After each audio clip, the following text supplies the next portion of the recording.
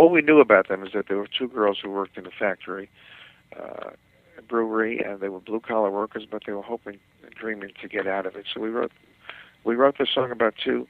And as a matter of fact, the first song we wrote was kind of called Wishing Our Dreams Would Come True, because we didn't know very much about these characters.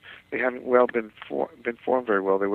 They did a quick walk-on on the, I kind of should say quick walk-on, but they were guest stars on the Happy Days show, and they brought on as love interests. But for the few brief scenes, they made a very, very great impact, and ABC decided to do a pilot with them and then put it right on the air following Happy Days. Right. So when I got involved with this, it really hadn't been formulated. Sometimes when they develop a pilot, they'll develop a number of script ideas too, maybe for a whole season or maybe 10 or 15 script ideas. So you really have an idea of what the show is all about. In this case, we knew very little because it just came right out of Happy Days. We're on the air, a few weeks later. So, but the producers told us about these two girls, Gary Marshall and Tom and Eddie, Mill and Milkus, said that these were two girls who worked in the brewery and they would be hoping to get out and do other things in life. Well, so we wrote this kind of a gentle song called Wishing Our Dreams Come True. And the producers heard that song. And actually, that was the only time I wrote a song that I had to write a second song. Usually, I was fortunate that most of mine I've been able to nail it the first time. But we didn't know that much about people, so we wrote a gentle song for them. When the producers heard it, they said they liked it. But it really, now that they heard the song, that was not their characters. Their characters are not going to sit around wishing and hoping. They're going to make their life, their dreams happen. They're going to go out and conquer the world. So we wrote Making Our Dreams Come True. And that slight shift from wishing to making is an entirely different song. Those are different characters. But part of my background was in records too. I produced all those television soundtracks and all the records that came from it. So when I did that, you said about getting a sandwich. I always think of a television theme as a chance to entice an audience to watch a show. Right. And you hope it's going to be on for a long time, so you write something that, hopefully will sound fresh all the time. And even though it's on week after week, it'll sound like an old friend every time it comes back. And if you're in the other room and you're grabbing a sandwich and you hear the show start, I mean, you know you'll like that show. So it's kind of a pull and a tug. So I always made records. I wrote songs that could be records at the same time. And along the way, we had a number of hit records on theme, on those television themes also, like Happy Days, and Laverne and Shirley, and Angie. Love Boat.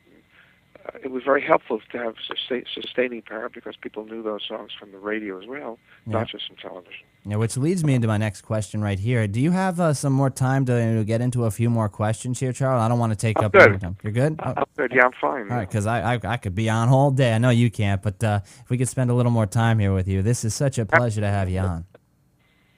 All right. So what we'll do is we'll get into this question right after I let those of you that are listening that just tuned into the program who we're speaking with. Yeah, we're speaking with two-time Emmy and Grammy Award-winning composer Charles Fox. He's composed themes and scores from Happy Days, Laverne and Shirley, Love American Style, Wonder Woman, Love Boat, as well as, the wide world of sports, Monday Night Football, and also can't forget about the Roberta Flack hit, Killing Me Softly with his song. He's also in the Songwriters Hall of Fame, Mr. Fox, and you could purchase his memoir. Yeah, his memoir, Killing Me Softly, My Life in Music, at killingmesoftly.com. That's killingmesoftly.com. Definitely check it out. This question right here, Charles, kind of what you were just talking about leads me into this next question. Do you compose and write pieces just for self-enjoyment without the intent to actually release them to the public, just to have, really? Of course I do, yeah, and that's where I have a chance to go back to the world I was trained for and all that. I mean, I've written, for example, ballets for the San Francisco Ballet Company. Okay.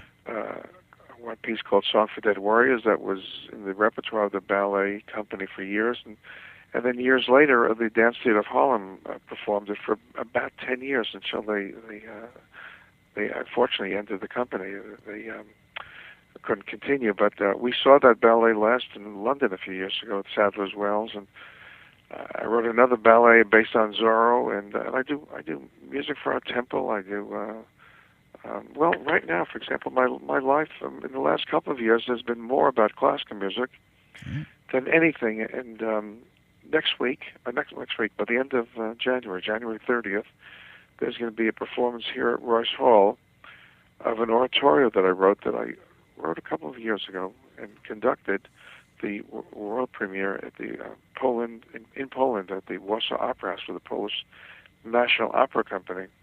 And it was an oratorio that I wrote based on the words of Pope John Paul II that I was asked to write. And that led, after I did that piece and conducted, that was quite an extraordinary experience. I went to Poland with 70 cantors. It was kind of a cantorial kind of a homecoming to the land, the birthplace of cantorial music, which was wiped out, of course, by the Holocaust. Right. My father was Polish, and that is, he was born in Poland and left at an early age, but his family stayed in Poland, didn't survive the war. So when I was asked to do this, I thought it was something that I could make a statement about it, and it was a pretty extraordinary statement that Pope John Paul II wrote and put into the wall in Israel. He was the first pope to do that. So we had this performance in front of the president of Poland, and tragically he and his wife were the ones who were on that plane, and half the people who were on that plane that went down last year were in the audience that night that we did this. And after that, the Minister of Culture of Poland, who was also the head of the opera company, asked me to write a piece commemorating the 200th birthday of Chopin. So I did that, and I conducted that in Gdańsk, Poland, this last August. We had a concert of 22,000 people standing shoulder to shoulder in the area where the Solidarity movement started. Wow. And this was a concert for the 30th anniversary of Solidarity, and I wrote a piece for this great Polish pianist, Leszek Monster, and a great American clarinetist, Eddie Daniels. I'm sure some of your listeners know him. Great jazz clarinetist. Anyway, I wrote a piece for the clarinet, piano, and orchestra that we did commemorating the 200th birthday of Chopin. So that's kind of, my life has taken that turn too, but it's something I've always done. I've always written music on my own kind of music, and I love working in all these areas. You know, I really do. I love writing songs, and I love writing classical music. And, I can imagine.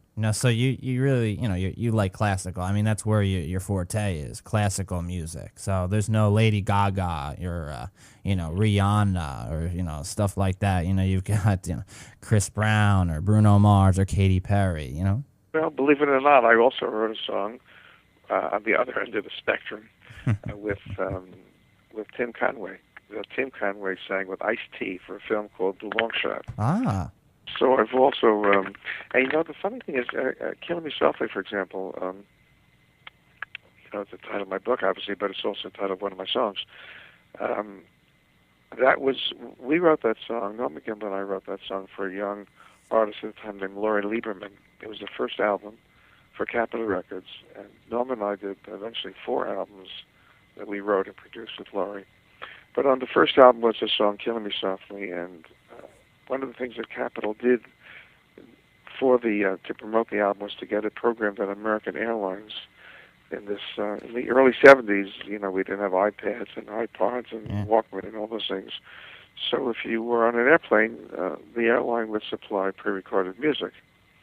And one month they had a Laurie Lieberman feature, and Roberta Flack, for us, fortunately, was flying from Los Angeles to New York, and heard the song, and I always say she was kind of a prisoner of ours at 35,000 feet. And she, unfortunately for me, she was flying on American Airlines that day and not on United, The stars were aligning. Yeah. And she heard the song, and she started to jot it down, music and lyrics. And when she got to New York, she called Quincy Jones, she told me. And she said, Quincy, how do I meet Charles Fox? So that was the start of a very interesting part of my career, because until that point, I never had a hit record, But that record became a hit record many years later with the Fugees, who, were a great rap group. And so suddenly we were on the rap charts. Yeah. I didn't write it as a rap song, but Fugees did it, so it was a rap record. And it was, so in terms of the spectrum of my own life musically, I guess I can include rap music as well as ballets and oratorios, Yeah, absolutely. I mean, a lot of people, if you were to ask them about the song Killing Me Softly with his song, I mean, people would associate it with the Fugees because a lot of people know it by the Fugees. But of course, Roberta Flack, I mean, it's very hard to go against Roberta Flack. I mean, it's such a beautiful song here. I mean, it really is. Singing my life with his words. Roberta Flack, Killing Me Softly. His song. Roberta Flack is a fantastic artist. And Yeah. a very creative, a very spiritual person too.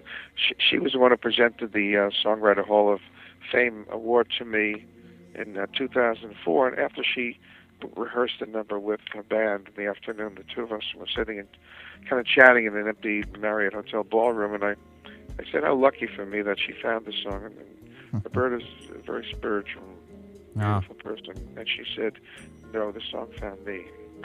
Wow. And then when I wrote this book, I called and asked if she would write a foreword for the book, and she said she would love to, and she really wrote a very beautiful foreword for me. So I'm always grateful to her. You know.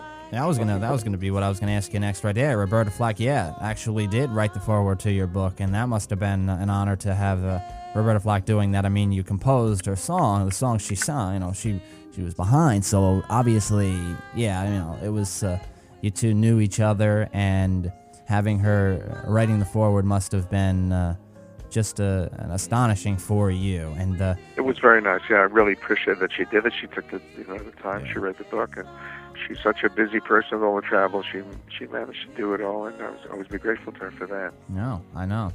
And that book, Killing Me Softly, My Life in Music, by Charles Fox, can be purchased at www.killingmesoftly.com. That's killingmesoftly.com.